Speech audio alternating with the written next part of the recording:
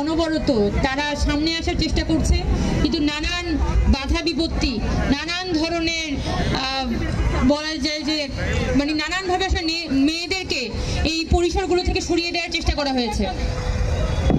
আজকে বিশেষ করে অন্তর্বর্তীকালীন সরকার তারা যে একটি উদ্যোগ গ্রহণ করেছে এবং এই জুলাই 14 তারিখকে জুলাই কন্যা দিবস ঘোষণা করে জুলাইয়ের নারীদের যে অবদান, সে অবদানকে তারা অফিসিয়ালি স্বীকৃতি দিয়েছে, তার জন্য অবশ্যই অসংখ্য ধন্যবাদ। তবে একটা প্রশ্ন রাখতে চাই যে আমাদের জুলাই কন্যা দিবস তারা হয়তো ঘোষণা করেছে 14 জুলাইকে, কিন্তু আমরা কি দেখতে পারছি যে এই জুলাই কন্যা দিবস নিয়ে আসলে তাদের পরিকল্পনাটাই বা কতটুকু ছিল?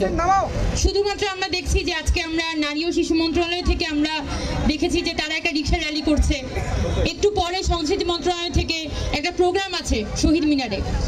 কিন্তু এই যে নারীরা গত 1 বছর ধরে আমাদের রাস্তাঘাটে তারা হ্যারাসমেন্টের শিকার হয়েছে, আমাদের সোশ্যাল মিডিয়াগুলোতে নারীদেরকে বুলিং এর শিকার হতে হয়েছে, আমাদের ইউনিভার্সিটিগুলোতে যান সেখানে কিন্তু দেখা যাচ্ছে মেয়েদের একই অবস্থা, মানে সেই একই ধরনের হ্যারাসমেন্টের মধ্যে দিয়ে তাকে প্রতি মুহূর্তে যেতে হয়।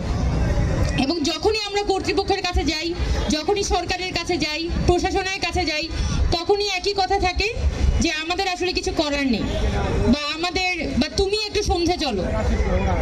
তো একই নিয়ম, একই জীবন আবার মেয়েদের উপরে চাপিয়ে দেওয়া হয়েছে। এবং জুলাই মাস আসার পরে হয়তো একটা দিবস ঘোষণা করে শুধুমাত্র মেয়েদের অবদানগুলোকে লক করার চেষ্টা করা হচ্ছে।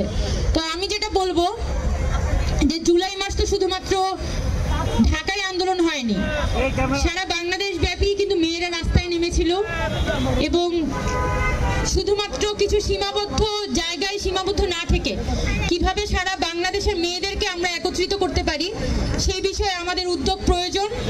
আমার সামনে নারী ও শিশু বিষয়ক উপদেষ্টা আছেন, তারই এটা দায়িত্ব যে আমাদের যে 11 জন শহীদ পরিবার আছে সেই 11 জন নারী শহীদদের স্বীকৃতির জন্য তারা কি কি ধরনের উদ্যোগ গ্রহণ করতে পারে, কারণ আমরা এখনো পর্যন্ত দেখিনি যে তাদের পক্ষ থেকে খুব যুগান্তকারী কোনো উদ্যোগ তারা গ্রহণ করেছে। আর দ্বিতীয়ত, সারা বাংলাদেশে যে নারীরা রাস্তায় নেমে এসেছিল, আমাদের যে গৃহিণীরা, আমাদের আম্মারা, তারা যে রাস্তায় নেমে এসেছিল, তাদের কোনো অবদান কিন্তু এই মুহূর্তে আমরা স্বীকৃতি হতে দেখি না।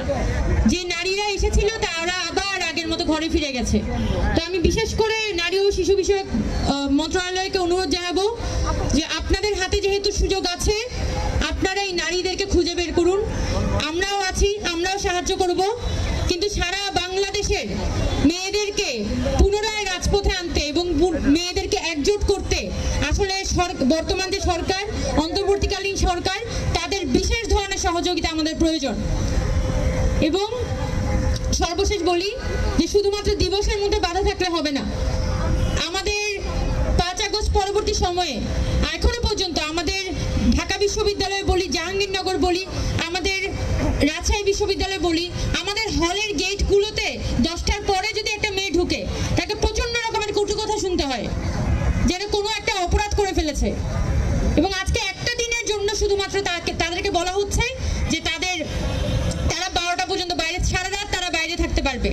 তো সারা বছর ইউনিভার্সিটি সেফ থাকে না, আর এই একদিনের জন্য শুধুমাত্র ইউনিভার্সিটি চারপাশ থেকে বন্ধ করে সেফ ঘোষণা করা হয়, এটা তো কোনো স্বাধীনতা না।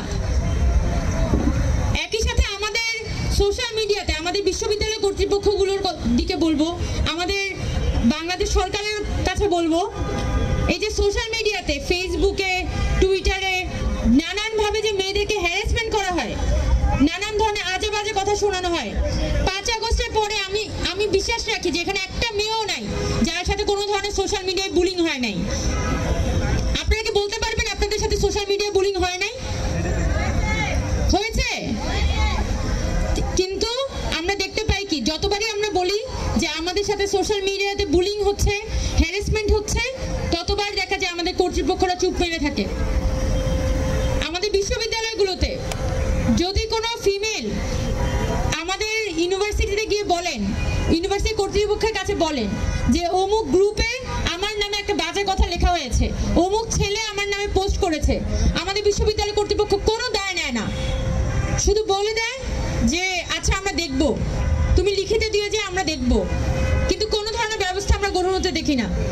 তো সেই একই পরিস্থিতির মধ্যে আমরা পুনরায় এন্টার করছি পেয়েছি। তাই আমি বিশেষভাবে বলবো যে আপনারা আজকে এই 14 জুলাইয়ের 1 বছর পূর্তিতে আপনারা প্রতিজ্ঞা করেন যে এই যে মেয়েরা এভাবে করে অনবরত হ্যারাসমেন্টের শিকার হচ্ছে, যেভাবে করে নিপীড়নের শিকার হচ্ছে, এটার আপনারা বিচার করবেন, এটার আপনারা বিহিত করবেন, তাহলেই শুধুমাত্র 14 জুলাই সার্থক হবে।